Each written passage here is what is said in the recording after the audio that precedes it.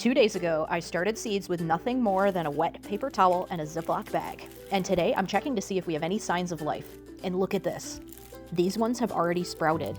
You guys, there's something so exciting about seeing that my tiny little seeds are creating roots, especially when you realize how little it actually takes to get started growing food for your family.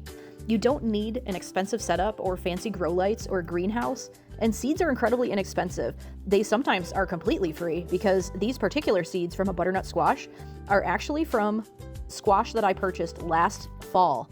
And I cleaned the seeds and dried the seeds and then had them stored in my refrigerator since last year. So the fruits and vegetables you're already eating can give you more food. I check all of my little baggies for any kind of development, and if I see those roots, I move them into some starter pots with some potting soil. And yes, I know that I'm planting them really close together, but this isn't their forever home. It's just the next phase. Right now, my goal is simply to see what flourishes and what can get strong and how many healthy little plants I can eventually move outside into my big garden. I think sometimes we make growing our own food feel much more complicated than it has to be. Start with a seed. Start with something from your own produce, a baggie, and a wet paper towel. Use what you already have, because that tiny little seed sitting in your refrigerator or tucked inside tonight's dinner, it might just become food on your family's table a few months from now. And I think that's pretty incredible.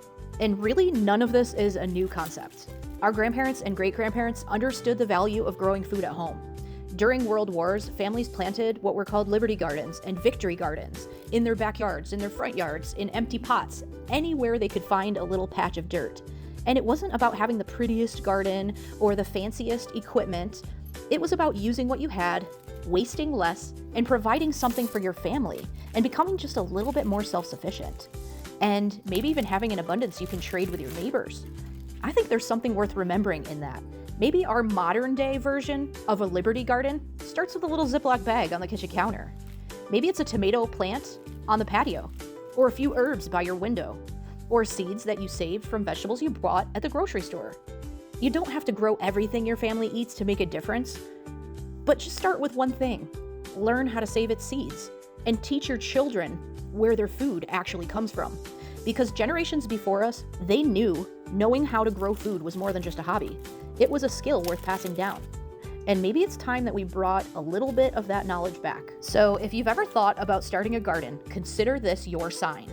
Don't wait until you have the perfect space, the perfect tools, or the perfect plan. Just start with one seed, start with one pot, start with something that your family already loves to eat. And you may be surprised how quickly that one little seed turns into confidence, knowledge, and eventually food on your table. Our grandparents knew the value of knowing how to grow something with their own two hands, and that's a skill worth bringing back. Plant something, learn something, and pass it down. You don't have to grow it all, but you just have to start.